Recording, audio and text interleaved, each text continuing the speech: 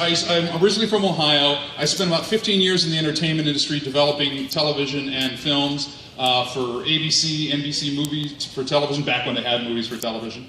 I was a writer, and I'm still a Writers Guild member.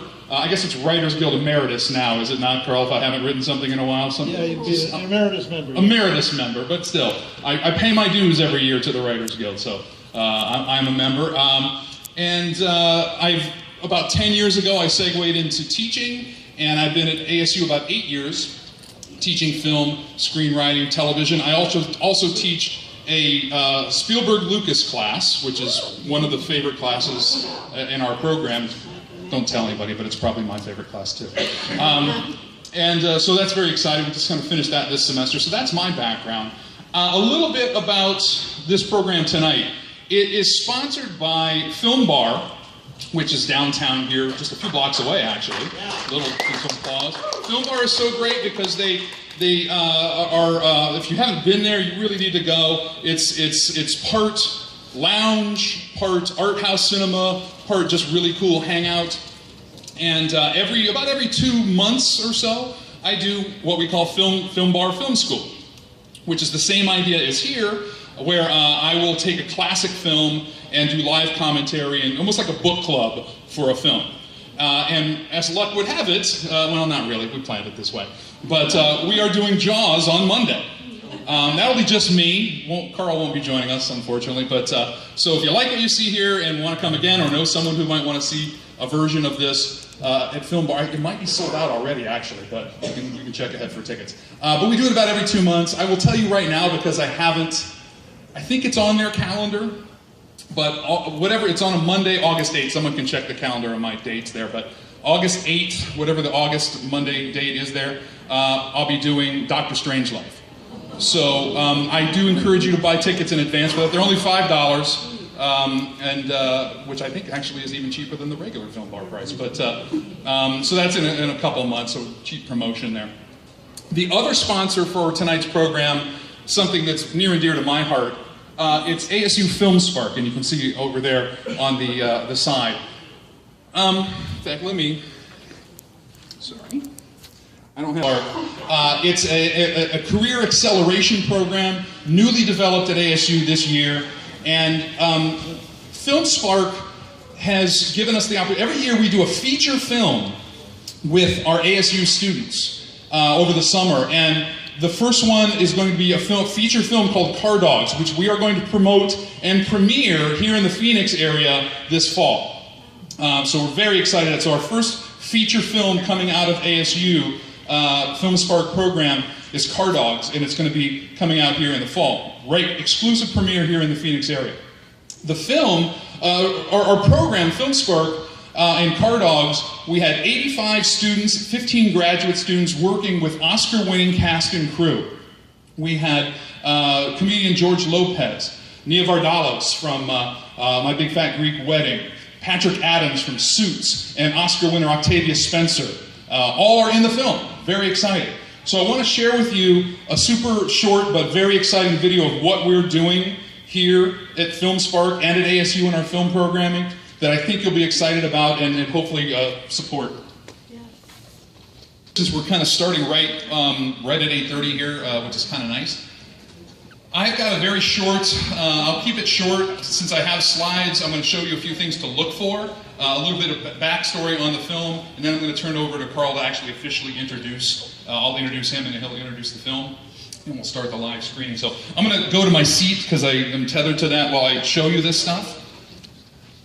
With the poster that we all know and love, the voiceover by Percy Rodriguez, Jaws, Devil, all that kind of stuff. You've heard the trailers yourself. Taglines, of course, Jaws 2 probably had the more famous tagline, just when you thought it was safe to go back in the water. But Jaws became a marketing juggernaut, and it ushered in the blockbuster era of Hollywood. It's still with us today. Look at the lines. And Jaws is still the #7 highest grossing film adjusted for inflation, which to me is the real box office number. So Jaws is in the top 10. Spielberg was only 27 when he did the film. It had an original budget of about $3.5 million. It kind of ballooned to about $12 million when it was all said and done. By all means, read Carl Gottlieb's great The Jaws log to get all the details. Yeah, let's hear it for that. I know some of you have read that. I'm sure he will plug this, but he will be signing copies of that tomorrow and Sunday, so be sure to come by and see him. It opened on 464 screens, which may not sound like a lot today when movies open on 4,000 screens, but at the time, that was a wide opening, and sort of a middle-class Moby Dick. There is Carl and Peter Benchley, who wrote the novel upon which the movie is based. Richard Zanuck and David Brown, the producers. Our 3 stars. There's Joe Alves and Bob Matty, who Joe was the production designer who created the look of the film, but he and Bob designed Bruce the Shark. And there was the pneumatic tubes. Some shots of Bruce. So again, if you're seeing it for the first time, there's going to be some spoilers here up front. Yeah, it is a very impressive mechanical shark. It still doesn't work. Some live footage was shot by Ron and Valerie Taylor. Maybe if we have a moment during a pause later, we'll tell you the story of Mr. Carl Rizzo, who's in the upper right-hand picture there. Bill Butler was the DP, the director of photography, and he designed and worked with the water box that shot a lot of the footage at eye level, as if we were in the water. And that was something that Spielberg wanted to do to increase the fear, like we're in the water with the shark. Verna Fields, who won an Oscar for editing the film. And of course, when the shark wasn't working, so many great techniques with the yellow barrels and the pier to still instill fear in us, probably more so than even the shark would have done so on screen. And what would it be like without the music of John Williams? Yeah! Right. Who also won an Oscar for this. And the sound designers also won an Oscar as well, so 3 Oscars to Jaws. Here's what I talk about in my film class, and this is something I'm actually working on a PhD dissertation on. The 3 Z's, as I call them, just as a way to remember: the haze, the gaze, and the zoom. These are things that Spielberg uses as part of his stylistic repertoire in all of his films, and I'll point out a few, but I want you to know what I'm talking about. The gaze, sometimes called the Spielberg face, where people are sort of looking out often to the side, not talking dramatically. Could be fear, could be wonder, could be excitement, but it's very. Once you see these things, what I say to my students, sort of jokingly, because I love what I do and I love teaching film, I'm going to ruin movies for you. And my intent certainly is not to ruin movies. I'm saying that in jest, but to show you some of the things to look for and to appreciate while you're watching Jaws right here tonight, but even just in general. The haze, these are all Spielberg techniques. Anything that's just light with weight, things that are dense with fog and smoke, a lot of silhouettes, what we call golden hour in the movie business, sunlight, backlight, but any kind of where you see beams of light, that's something we see a lot in a Spielberg movie. And the zoom. And zoom really just refers to camera movement. It's oftentimes, more often than not, probably a dolly shot or a tracking shot for you filmmakers out there, not actually a zoom. But because it was the 3 Z's and not the 3 other things, I went with this. But sort of that slow, dramatic zoom in, usually a zoom in or a dolly in, to enhance the dramatic action, very often coupled with a gaze. I like this just because it's a cool meme. Brody hates the water, still does his job. And speaking of Brody, this is my dog Brody. I know, that's why I show the slide, to be honest with you, just for that reaction right there. And that is actually my house, which gives you some idea of what it's like at my place. And that is a Halloween costume that was specifically designed by one of my colleagues at the ASU costume department for Brody. He's not happy about it, clearly. And we talked about this. I'm doing Film Bar at film school Monday, but then again in August with that. So without any further ado, let me talk a moment about Carl Gottlieb, our guest, and let him introduce the film.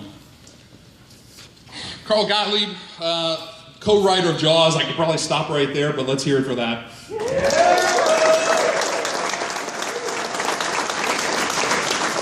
If that weren't enough, Also, an Emmy-winning television writer who worked on the Smothers Brothers legendary comedy hour, worked on The Odd Couple, the Bob Newhart Show. He wrote Jaws 2 and Jaws 3D, and he directed and wrote Caveman with Ringo Starr, which is a film absolutely here for Caveman. And one of my personal favorites, co-wrote The Jerk with Steve Martin. He's also co-written 2 biographies with David Crosby as well, and is so kind on the, talking about our favorite movie around convention circuits and on documentaries that I'm sure many of you have seen. So I guess without any further ado, I've already talked long enough. Let me introduce you to the great Carl Gottlieb. Thank you.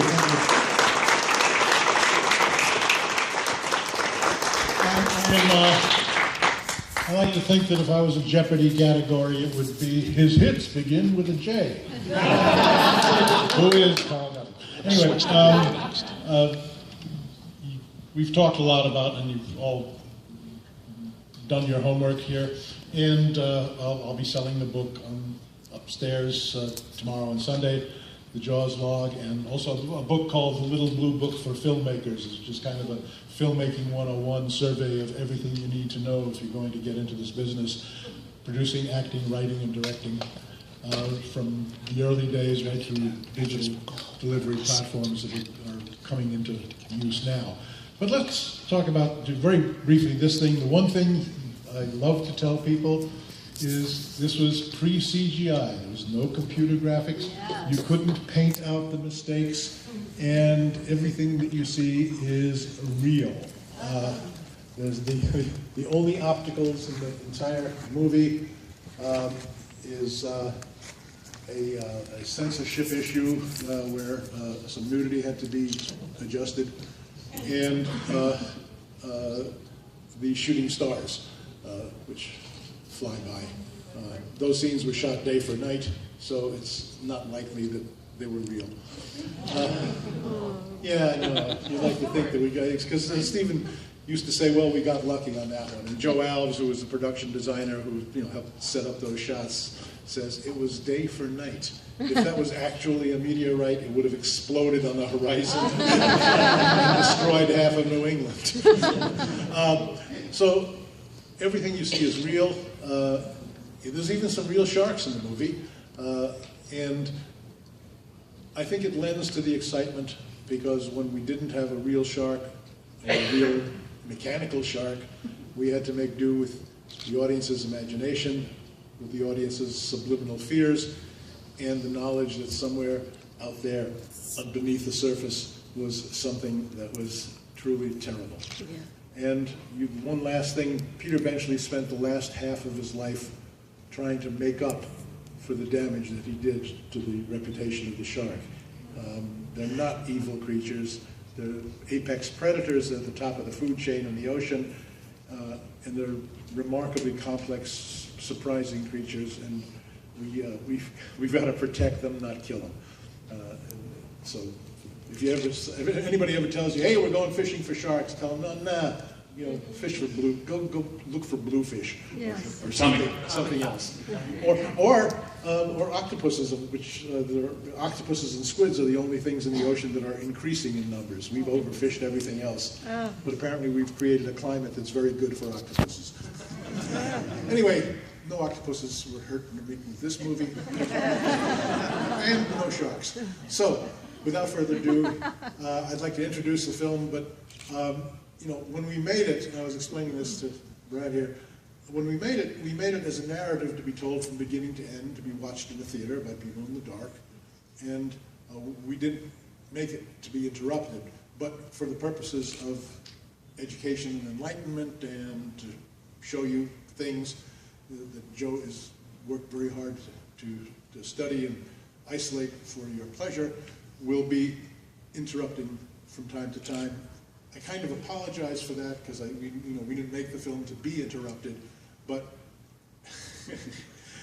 at the first You're breaking my heart, Carl. At the first paid preview with a big audience in Lakewood, Orange County. Everybody was watching the film in rapt attention. Somebody got up and ran out of the theater, and Spielberg said, "Oh Christ, we got to walk out." One person. Turned out it was somebody who was so terrified he went to the bathroom to throw up. And came back to watch the rest of the movie. You know, if you have to throw up, you know, it's okay. We know you're not a walkout. Yeah. Enjoy the film. Thank you.